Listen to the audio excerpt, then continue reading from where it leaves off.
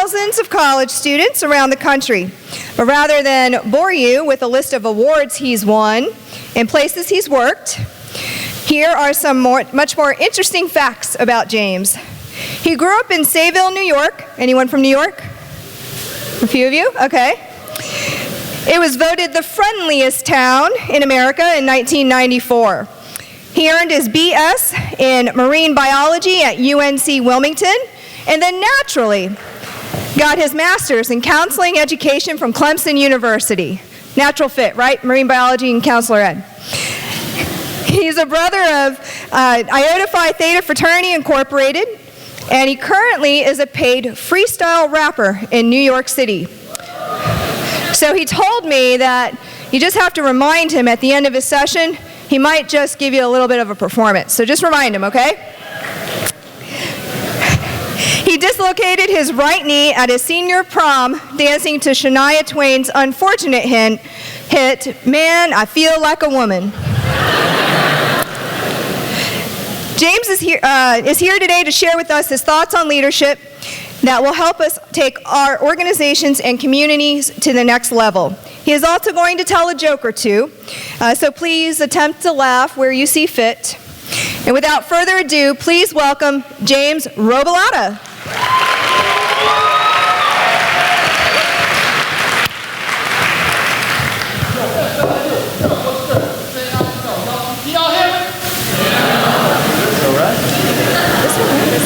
Check, baby, check, baby.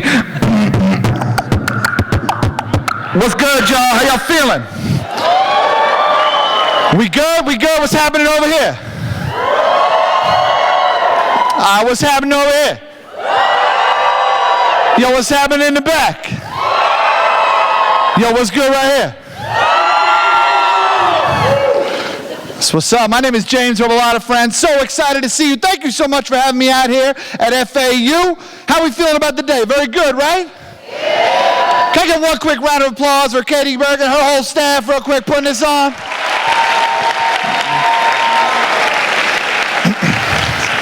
This has been a special day, a special day. Thank you all so much for coming out, whether it was willing or unwilling. We're happy you're here. So I know right now I'm just some random, extremely attractive man talking to you. You're like, well, so far so good. I feel like we should get to know each other a little bit, so I feel like a natural place to start is to tell you how I eat pancakes. How you feeling, man? Does that sound good to you? Good. Here's how I eat pancakes. First off, you can get out of my face with a short stack of pancakes. Does it look like I've ever only had 2 pancakes in my life? Your boy grown and sexy, I'm gonna eat 3 pancakes. Then what I do is I'm an equal opportunist with my pancakes. I'm out of butter and syrup on each one. I'm not like the Bisquick box. You've seen the Bisquick box. Big stack of pancakes, little yellow pad of butter up top, syrup just delicately dripping down the sides. No one eats pancakes like that. You're cutting into a drier gradient of pancake. That's stupid. Where are my people that soak their pancakes in syrup? That's it. It's the only way to do it. It's the only way to do it. So then what I do after I get everything properly buttered in syrup, I cut triangles out all the way around, then I have a star. And then I cut the points off the star, then I have a circle, then I cut more triangles out. It's a very geometric eating experience. I start that way because you all need to know from the jump that I'm a little bit weird. But it's all good. We all have some random food quirks about us, random quirks that we do. Sure, maybe you choose not to share them in front of a group of randos, but whatever. I think we should. I think we need to share some of these things in front of people. For example, how I eat chocolate layer cake. Hey, by the way, if you don't like chocolate layer cake, I think you know how doors work. In which case, unless you have a gluten intolerance, in which case Florida Atlantic University is an inclusive environment. Thank you so much for being here. Thanks. The way you eat chocolate layer cake is I cut all the cake part out first, get out of my face with that, eat it real quick. And then I leave the glorious icing walls to the end. Because I've never said this is too sweet, this is too rich. No, I like my chocolate encased in chocolate, injected with chocolate. Chocoholics, y'all out here? We all have food quirks, things that we eat in unique ways. Maybe you don't have a food quirk. Maybe you do something else weird. I don't know. Maybe you like stick your finger in your belly button and smell it. I don't know. You do something weird, friends. I know you do. I know it. And I think we need to share these things up top. We need to share these things up top because I think we need to bond over the things that make us human before we bond over other issues. And sometimes we need to recognize that person next to us is a fellow human being before they're whatever else they are. So I think sometimes we bond over these fun things. Like if I ever meet somebody who likes applesauce as much as I do, I'm immediately like, oh, you like applesauce that much? You're good people. Your core values are intact. I can have a conversation. What do you want to talk about? The national debt? Let's go. I'm not informed about the national debt, actually. So we bond over these random things. It's kind of like, I don't know if you remember your third grade teacher. Your third grade teacher, her name is Mrs. Pumpernickel. You remember her? Third grade teacher. Remember that one time you went to the grocery store and Mrs. Pumpernickel was in there wearing jeans, looking at cantaloupe, holding some baby? You went up to her like, Mrs. Pumpernickel, what are you doing? Does anybody know that you got out? Right? Do I need to call somebody? Because up until that point, you thought Mrs. Pumpernickel lived in the Murphy bed in the back of the classroom and ate rectangle pizza every meal. But she said, oh my goodness, so good to see you. Yeah, I'm here. This is my son, Toby. And we're just, buying some fruit for the family. It's so good to see you. And you were like, what? You went to the classroom the next morning, and what normally was just your teacher walking in the door, in came a woman who was not only your teacher, but she was also a mother. She was also someone who apparently is allowed to wear jeans, and someone who has reproduced and eats cantaloupes. You saw a new person that day. Sometimes we need to learn these fun things about ourselves because all we do is put ourselves in boxes. But there's so much more to our stories, and we need to share those. I'm going to come back to that in a little bit. I want you to stick with me, though. Ultimately, we are here today to talk about leadership. And my specific aspect that we're going to talk about during this session is empowerment. You have heard the word empower, yes? It's like the most cliche word right now in leadership. If I were to look at the FAU brochure for new students, it would say the word empower about 15 times. Because here at Florida Atlantic University, we empower our students.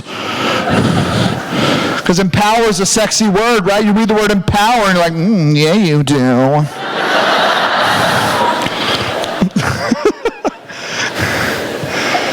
But empowerment's actually a real thing. It's not just some fun word that we say to make ourselves sound impressive. We're going to talk about it today because it's important. Because leaders that don't empower others is kind of like baking a loaf of bread without any yeast. Without it, you never give everyone a chance to rise.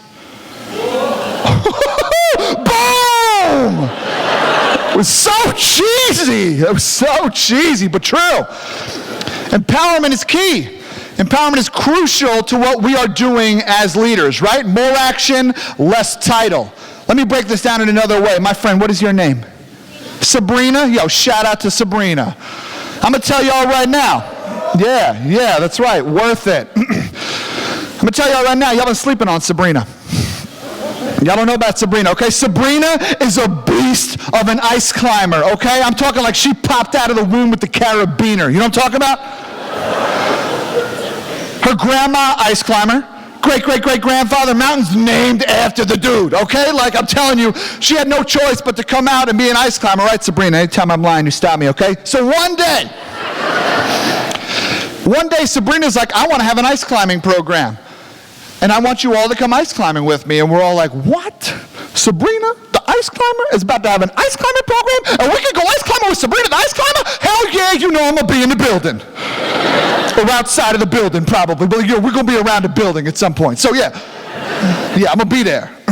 So we all go out. Sabrina, our natural leader, she's been there the most times. She's showing up with all the right equipment. She knows all the routes. She's got those spiky shoes on. The rest of us are showing up in Jordans like we didn't know what to expect.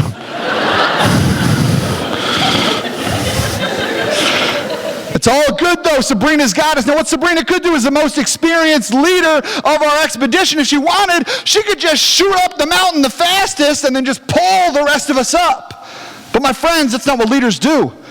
Leaders push, they don't pull. Right? Leaders push, they don't pull, because if all she does is pull us up to the top of the mountain, we're all going to get up there and be like, oh, wow. Yeah, this is really nice. Thanks, Sabrina, for dragging us. Yeah, cool. I don't know how we got here.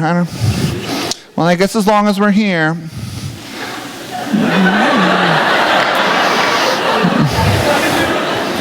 Hashtag mountain. There's no fulfillment.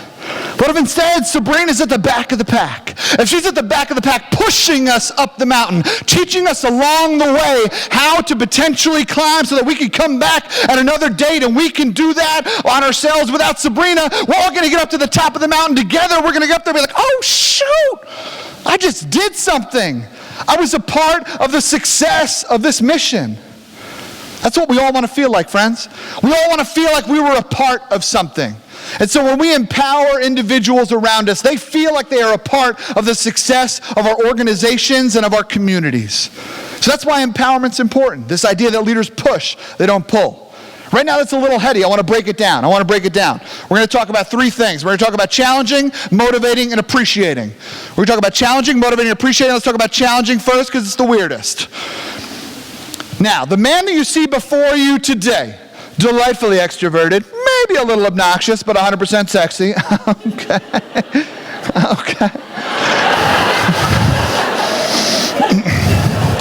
Put it on the gram. Same guy shows up to college. I went to school 12 hours away from home. I'm from New York. Shout out to the New Yorkers in the room. I went to school in North Carolina. Anybody from North Carolina in the room? There you go, North Cac. So, went to school 12 hours away from home. Went to a state school in another state. Terrible idea. I didn't know anybody. Everybody else knew each other, though. And I was super homesick. I was super homesick the whole time. Same man, as extroverted and as fun-loving as I am, I was super homesick, and I was very introspective and just to myself. So I remember I used to get on Instant Messenger all the time. Remember Jess talked about AIM earlier. Remember AIM? Yeah, for sure. How many of y'all who had an embarrassing screen name? Yep, most of you. I know it. You probably spelled some things weird too. Didn't know girl had a U in it. So I used to get on Instant Messenger all the time because my friends were at schools all around the country, and I would my buddy Mike. Remember, he would come back online, and then the name would get bold, and I'd be like, oh, Mike's there. So I'd instant message Mike and be like, Mike, how you doing, dude? How's school in Boston? He'd be like, yo, bro, things are going so well, dude. I'm loving my time around here. It's so awesome. I'm going to go out with this girl later. She's really cool. I actually really love my classes. My engineering class is going so well. I joined this organization, bro. I freaking love college. I love it. And I'm like, damn, wow, that's really cool. He's like, how are you doing? Yeah, nice, man. Yeah, I'm sitting here on my computer waiting for you to come home so I can live vicariously through you. Sad face. I was on Instant Messenger so much that my dad got on Instant Messenger. Anytime our parents join social media that we're a part of, it immediately becomes awkward. Right? That's why we're all on Snapchat right now, right? Because our parents are like, where'd it go? I was just looking at it. It squints. Oh, gosh. I didn't even shoot the screen. Screenshot, people. Keep up. So my dad gets an Instant Messenger. You know what his screen name is? James's dad.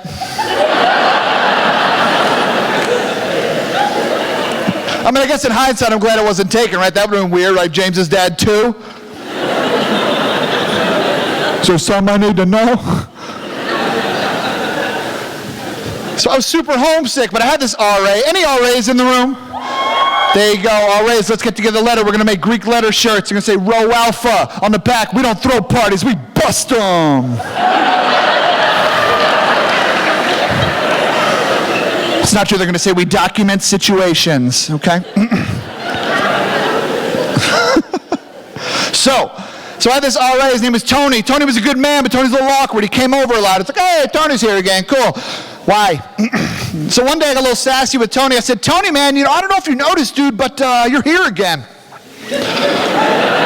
Maybe you want to play Madden. I don't know why he was there. It's like, I'm not sure what was going on, but maybe he wanted to play Madden. I don't even know. But I was like, Tony, man, you're an RA. You're supposed to do programs. Isn't that why you exist? Go do a program. We have these basketball courts behind our building, man. Do a basketball program. And Tony was like, oh, man, that's a good idea. He's like, you play basketball, right? I was like, yeah, Tony, I ball. Ball is life. You know what I mean? I got a slow motion crossover. You got to give me a minute. I'm a big man. So Tony was like, let's do this, man. Why don't you get some people together that you know play basketball, and a couple Saturdays from now we'll have a little program. I'll get some food and some drinks out there. I said, all right, Tony, I'll play your game. So I go get some people together. 2 weeks later, we wound up having a really fun 3-on-3 tournament. Tony comes through with the pizza and the Gatorade, which was clutch. And we wound up having a cool tournament. Tony comes up to me. He's like, James, man, this is a really cool idea. He's like, do you have more ideas, dude? He's like, if you have more ideas, you should come to a meeting on Monday. We got a whole government meeting on Monday. You should come through, man. I said, all right, Tony, I'll play your game.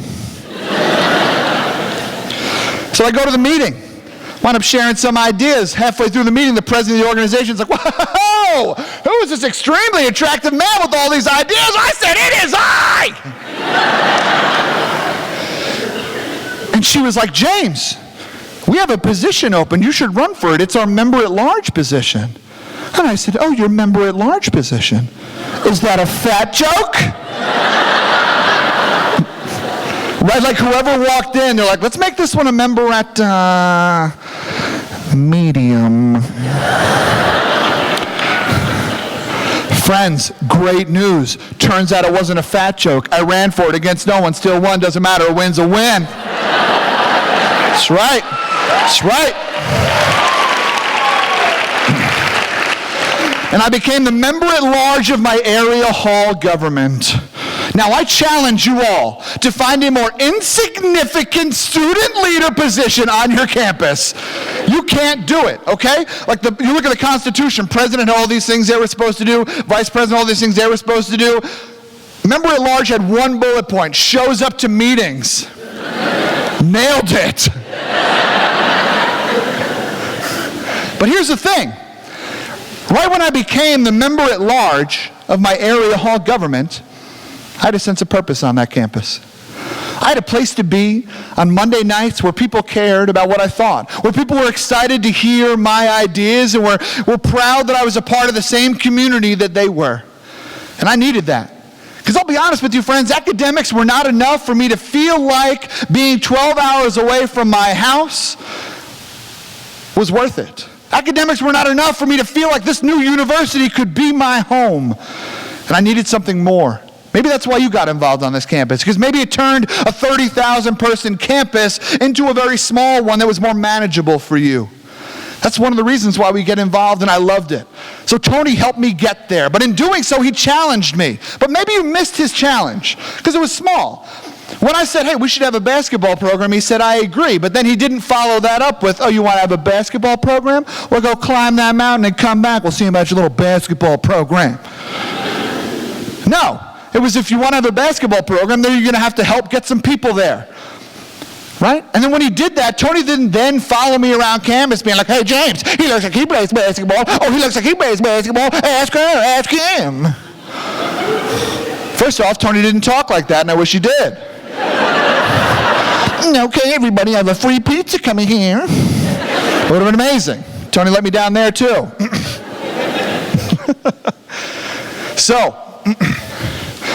No, it wasn't some big thing. He didn't follow me around. He micromanaged me. Actually, that reminds me of a quick random story. Here's something that you've all correctly assumed about me, and it's 100% true, okay? I do my thing on the dance floor. Okay, you put these hips in motion, it's about to be a problem. You feeling me? I know you feeling me, all right? Show is nice, dude. Not a puppet. So I went to this wedding one time and they played the cha-cha slide. Everybody know the cha-cha slide? It's classic, right? I don't understand why some of y'all didn't write it. It's just a set of directions. How did we miss that, right? Like it could have been about making brownies instead. It could be like, yo, crack 2 eggs, crack sploosh, crack 2 eggs, crack sploosh, stir it out. Bake it out, right? Last cha-cha slide, dance song. So I went to this wedding one time. And the MC of the wedding, I assume this is what he did, because I think he took a poll of the room, and he's like, you know what, everybody at this wedding looks like a bunch of idiots, so I'm going to go ahead and do them a little favor, and I'm going to say the directions of the cha-cha slide along with the lyrics of the cha-cha slide, which are directions to the cha-cha slide. So it was literally like, all right, everybody, let's go. To the left, 2, 3, 4. To the right, 2, 3, 4. Stomp 2 times, you guys. 1, 2. Stomp 2 times, you guys. 1, 2. Turn it out. Go to work. Could you picture Carl pulling to work with this guy? Yo, my do. Stop at the light. Honk 2 times. Honk, honk, honk 2 times. Honk, honk. Turn it out. Drive to work. There's a parking spot. Reverse! He parked the car. Everybody clap your hands. Hey, how low can he go?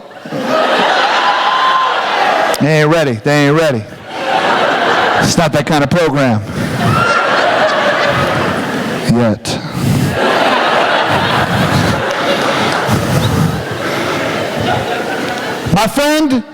My friends, here's the deal. Good leaders don't micromanage. Great leaders never even think about it. Good leaders don't micromanage. Great leaders never even think about it. If we are going to effectively challenge our peers, we must give them the opportunity to fail. Because if there are no stakes, why would any of us do anything? Right? And as leaders in your organization, it is not your job to serve as puppets to the people who complain in the back of the room at your meetings. It's your job to get them to be a part of the change they think needs to happen, or to ask them to leave. Because if they're not ready to work, then they should be ready to leave, because we don't need them.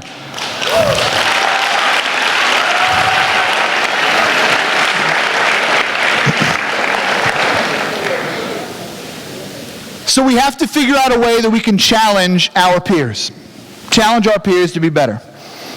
That's where challenging comes in. Let's talk about motivating next. When we talk about motivating, it's important to recognize that we can't motivate someone that we don't know. You can't be like, hey, old lady, cross the street, old lady. And you're like, oh my God, who the heck is yelling at me? No, you can't do that. You got to get to know somebody before you motivate them. My man T.I. put it best. He said, you may see me in the street, but shorty, you don't know me. If you don't like hip-hop, catch up.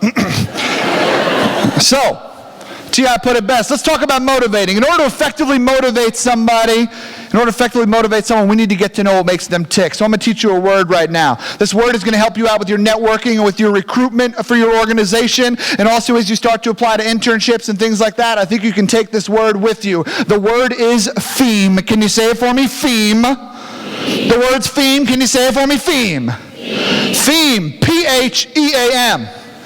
Posture, handshake, energy, attitude will make you memorable. Posture, handshake, energy, attitude will make you memorable. What'd the P stand for? Posture. Honest question. If I was just like up here, just like slumped over on this thing the whole time, and I was like, yeah, leadership. You would think that I'm some lazy presenter who doesn't care, right? Some guy who doesn't take himself seriously. Why would you pay attention to me when I'm not even paying attention to myself, right? Be lazy, right? Or maybe you've had the opposite. Maybe you've had a professor where all they do is they stand behind the podium the whole class and they tap on it every once in a while and they're like, I'm up here pissing knowledge. Soak it up, sponges. Chemistry. Right? That person who sometimes is like, why do you have something between us? We're both humans. Like, just, I'm here, you're here, we're here. Let's just talk, right? Get over yourself. Sometimes we need to, and when we have a good posture, there's nothing in between us. We're squared up to that other individual. Good eye contact. We're repeating things that they say back to us. All the nonverbal communication that you already know we're supposed to do. That's what ties into posture. You already know about it though, so let's keep it moving. Posture, what the H stand for? Handshake, honest question. How many of you have ever gotten the fish? It's terrible, right?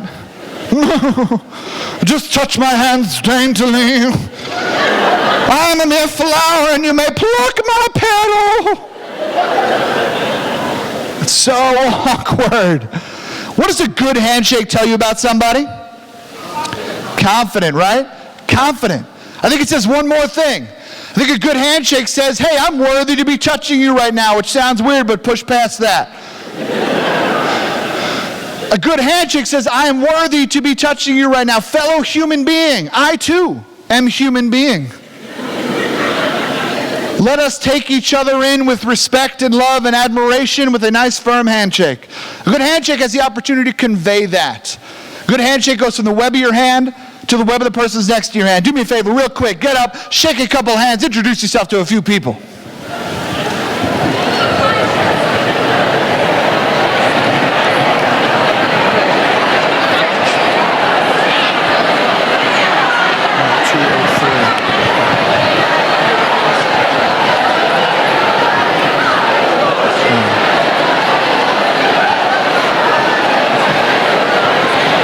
How are you, James? Andre, pleasure to meet you. Pleasure. How are you, James? So nice to meet you. How are you? Nice to meet you. Nice to meet you. Everybody clap your hands. Take a seat. Take a seat. How low can you go? Can you go down low? All the way to your seat. Can you bring it to the top? All right. If anybody gave the fish, get the heck out. Please do not leave. Please do not leave. I'll get in a lot of trouble. Please do not leave. Fill out your evaluations. All right. Good handshake is key. Good handshake, first form of physical communication. Another form of physical communication, where my huggers at? Where my huggers? Me! My huggers, and where my non-huggers at? Where am I like, no, I'm good, you're there, I'm here, I feel like we've communicated enough. All right, huggers. Huggers, this is a message going out to you from one of your own. All right? You already knew that, though. Huggers, a message to you. Huggers, it is not up to you if a hug is about to happen. Okay? I'm sorry. Because, listen, my poor non-huggers can smell when a hugger walks into a room, right? My non-hugger's like back here, chilling at the party, posted up on the wall, talking to Rick, right? And a hugger walks in, non-hugger's like, damn.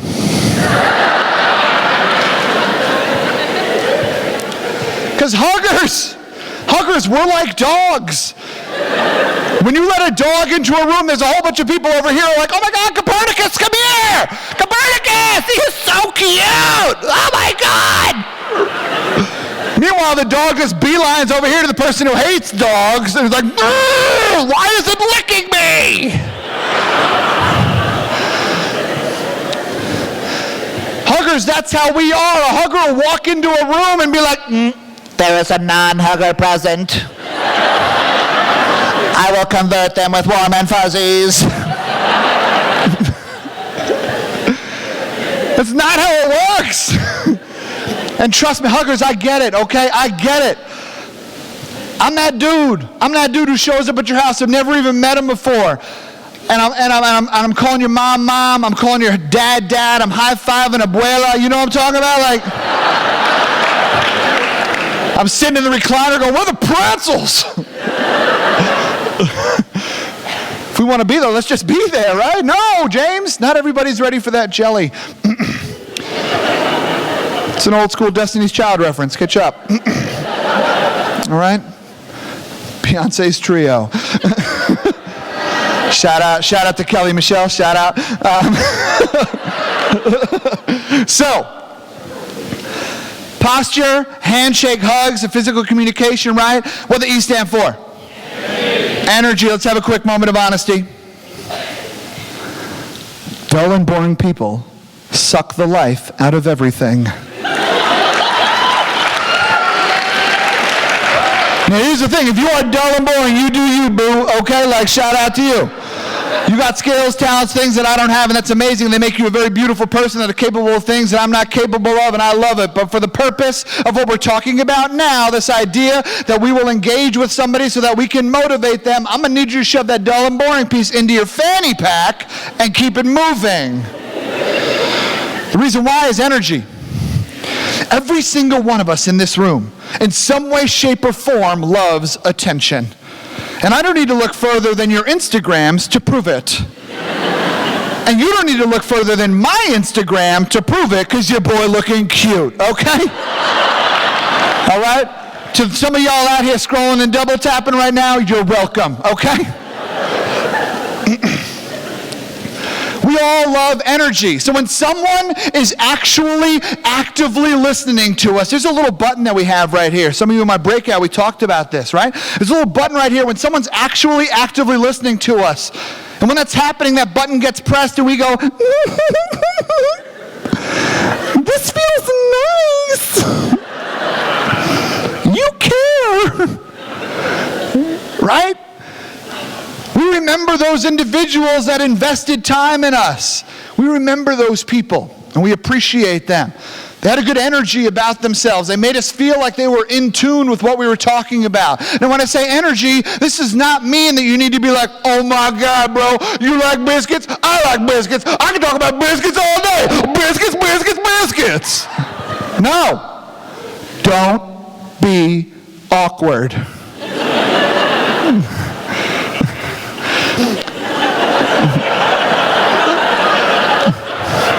My dad likes to say, yo, James, man, there's not enough O's in smooth. Jay-Z once said you can pay for school, but you can't buy class. Bars. We got to be smooth in everything that we do. Got to be smooth in everything we do. Posture, handshake, energy, what the A stand for? Attitude, another quick moment of honesty. None of us like Negative Nancy, Huffy Harold, Patty Paula, Sarah Sad Face. These people are tough to be around, right? We as humans are naturally attracted to positive attitudes, which means, my man, what's your name? Estalo. So if we all walk in this room and Estalo's up here cracking all of us up, and I was like, oh my God, Estalo's so funny. Did you know Estalo was his friend? I had no idea. As funny as that. We're all cracking up here, and then all of a sudden you look over here and there's Sally Sassy Pants. And she's just over here like, my pants are weird. You as a human being walking into this room are going to be like, oh, hell no. What's going on with you? Stop. We're naturally attracted to positive attitudes. The reason why? Being around positive people just makes life easier. Church. And we remember individuals who made us feel like things are going to be okay. Now, this does not mean, friends, that you need to skip around campus and be like, unicorns, Skittles, croissants! No. Don't be awkward. But what it does mean is that you shouldn't be that friend when everybody's over here having a great time. It's like, oh my God, this is so fun. We're having such a good time. We're all such happy, laughy, just having a good time. You shouldn't be that person who's like, I don't know. I better add some perspective. Don't be that person. That person sucks. Right? You all just walked out of a movie. Everybody's like, oh my God, that was so good. I know, I love this part. Oh my God, I love this part. And you're like, man, I don't know. The cinematographer chances. Some of the choices were off. Nah, bro. Go for a walk.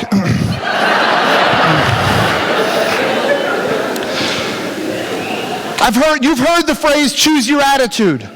I'm not telling you to be happy every day. Okay? Some days you come up to me like, you know what, James, I did choose my attitude, and today I chose the bad one. That's fine. You're allowed to be human. But if you consistently choose the bad one, you need to check yourself. Because life's not that serious. Or maybe the opposite. Maybe life is too serious not to laugh at it. Right? A friend likes to say you don't have to take yourself seriously to take your job seriously. And I believe in that. My friend Chris Bruno said that. I appreciate that quote. So we got to choose our attitude. Posture, handshake, energy, attitude will make you memorable.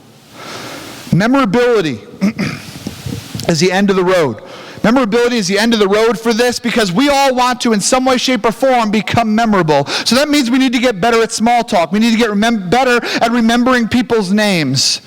So we need to have individuals that are more memorable to us. And how can we surround ourselves with them? I think it's by asking better questions. That's on us. Because right now, a lot of us hate small talk. How many of you hate small talk? Right? It's like, it's disingenuous, it's boring, right?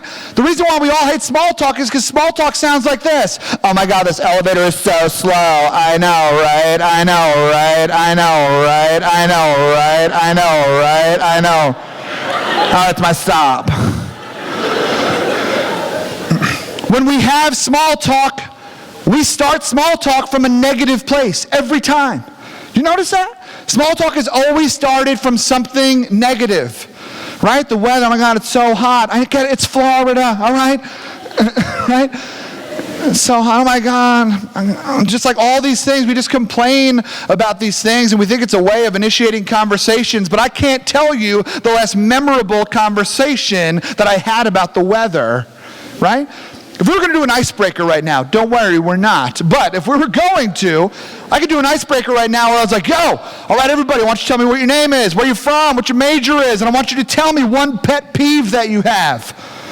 All of you would be like, oh man, I got a list, bro. Right? And you would learn about me that I can't stand when guys tie their ties too short. No, bro, get it to your belt buckle. It's not an arrow for your belly button. All right? And you'd also learn about me that I can't stand when people who have the hiccups aren't actively trying to get rid of their hiccups. Lock it up. It's a choice. Why are you choosing hiccups? And that'd be funny, but it'd be fleeting. What if instead we did something different? What if instead I said, hey, everybody, I want you to tell me your name. I want you to tell me where you're from. I want you to tell me what your major is, and I want you to tell me something that brings you joy. Do you hear that sound? That's the silence of insecurity. That's the silence of vulnerability. Because if we share something that we like with somebody, we're taking a chance, right? When we put ourselves out there in that way, I can tell you things that I hate all day. If you don't hate them, or if you do hate them, that's cool, it's not memorable. But if I tell you something that I like and you're like, oh, I don't like that, then I feel weird. And I don't want to feel weird, right? Let's be honest real quick, friends. My best friends are my best friends not because we all hate the same things. My best friends are my best friends because we all like the same things. So, I think we need to share and put ourselves out there just a little bit more so we can find a more meaningful connection so that we are more memorable with individuals. And that's how we transform small talk into meaningful conversations. And when we become memorable in someone's eyes, we have the ability to then motivate them because they know that we took the time to get to know them, so we may actually understand what may motivate them, and they may take a shot on us. They're not coming to your program because of your pizza. I'm sorry. They're coming to your program because they met someone who they're like, oh, you were cool, and I want to hang out with you some more, right? Many of you joined your organizations because you met Nicole. Remember Nicole? And Nicole was so cool, and you're like, Nicole, are there more Nicoles in your organization? And Nicole was like, we're all Nicoles. And you were like, I think I want to be a Nicole. Right? Connection. Meaningful, memorable connection. Challenging, motivating, let's end on appreciating. Let's end on appreciating. Appreciation, unfortunately, the most forgotten piece of leadership. That's why it's ironic that it's at the end and we got to push through it. Appreciation is key. The reason why appreciation is important is because right now we are all members of the Tired and Busy Club. How do you know you're a member of it? When I ask you how you're doing, you say tired or busy. How many of you are in the club? It's actually the largest organization on this campus. Faculty members, administrators are also in it. There's just no leadership because no one has time.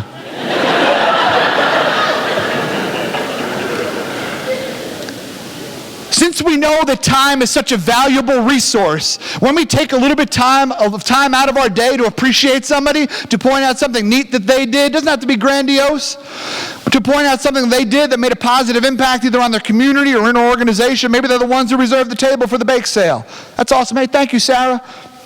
Those quick little moments are crucial because appreciation leads to retention, right? Appreciation leads to retention. So we have to figure out a way to start appreciating each other in the here and now. We got to start doing it now as opposed to at the end of the meeting. Not even at the end of the meeting, at the end of the year. If the first time you appreciate your organization is at the end of the year, you messed up. You missed it. They may not come back. Appreciation starts now and it starts outside of your meetings. Appreciation is not just a bullet point, right? All right, thanks for those committee breakouts. Next bullet point. You all doing a good job? All right, next bullet point, we got an event on Friday? No. It's got to be more, because we all know how valuable time is. And we live in a super judgy society right now where we're all just a little bit too insecure for our own good. And we need to figure out a way to make people realize that they are special, that they're worth it. And so we can do little things by appreciating individuals, and it has to happen in the moment. Kanye West has this quote, one of my favorite quotes. Kanye West says, if you admire somebody, you should go ahead and tell them. People never get the flowers, well, they can still smell them. Kanye West says, if you admire somebody, you should go ahead and tell them. People never get the flowers, well, they can still smell them. The time to appreciate each other is now. So figure out a way that we can do that. And if we do all of these things, my friends, if we do all of these things, if we challenge, motivate, and appreciate each other, then that's what I think empowerment looks like. And that's where we go from just saying the word empowerment to actually empowering others. We must do this because leaders push, they don't pull. And if we miss the opportunities to challenge, motivate, and appreciate each other, then I think we miss the opportunities to have us all grow and leave a legacy. Because when you leave this campus, you should want to leave something here, a piece of yourself here. Your blood, your sweat, your tears, or maybe some physical thing, I don't know, whatever. You have the opportunity to be a mentor for people that come behind you. Because you should want your organization to win Organization of the Year when you're there. That'd be awesome. But if they win Organization of the year that you're there, and then they're garbage the next year, that's your fault. It is up to you. It is up to you to figure out a way to mentor the people who are coming behind you so that your organization is great after you leave it. And empowerment is the way that we can leave that legacy. I want to end on a quote right before I do that, though. If you're interested in staying in touch with me, that'd be dope. Shoot a quick email with fresh in the subject line to James T. Robo, and we can stay in touch. Every few weeks I send a little blog post out about leadership and about life, about success, about purpose and stuff like that. I write the way I talk so it's cute and funny. About a month and a half ago, I also had my first book come out, which feels kind of cool. Thank you. The book is called Leading Imperfectly. It's about this idea that we as humans can't learn things from people who are perfect. We can only learn things from people who are imperfect. So how are we sharing our stories? If you're interested, again, I write the way I talk. It's available on Amazon. I'd love for the support. Let me end on this quick quote. I was a Boy Scout, which is getting harder and harder to admit. Shout out to some of y'all, though, clapping, no, good luck. So I was a Boy Scout, and every single time we would get out of the van or get off at like a campsite or something like that, our scoutmaster would pull us aside. He said, all right, gentlemen, real quick, remember, we will leave every place better than we found it. So my question to you is, friends, how are you leaving your organization? How are you leaving your community? How are you leaving FAU or your respective school better than you found it? My friends, I appreciate y'all rocking with me. Thank you.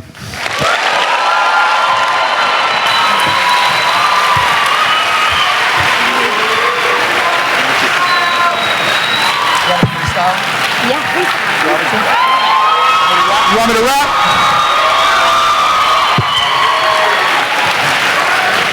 We got anybody in the room with beatboxes? Any beatboxers in the room? Come on up and you beatbox. Come on through. You just pointed at your friend, he doesn't want to come up? Come on, boy.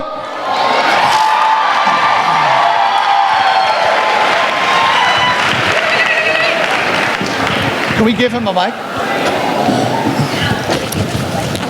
Yeah. Mic. Yeah, sorry.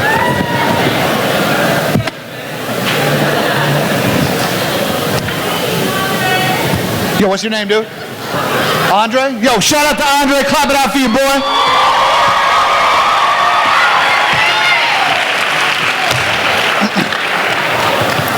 What's good, man? What's good? Yo, man, you want to hit him something real quick?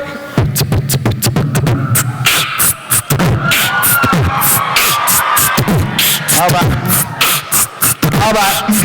Yeah. yo, I'm stepping on the mic, you know what I do. And I'ma spit a little rhyme here at FAU. Got your boy Robilotta, ain't nobody hotter. I got so much rhymes cause I got so much fodder. Alright, I'm looking real cute.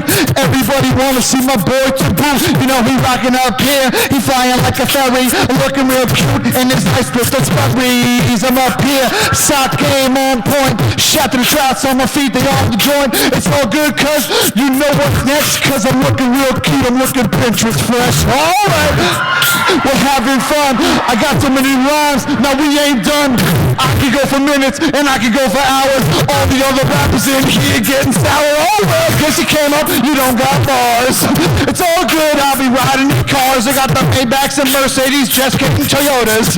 It's all good, and I'm a high roller. Go ahead, kick it off with another rhyme, but we ain't got that much more time. So thank you all for rocking with me, and shout out to FAU, my girl KT.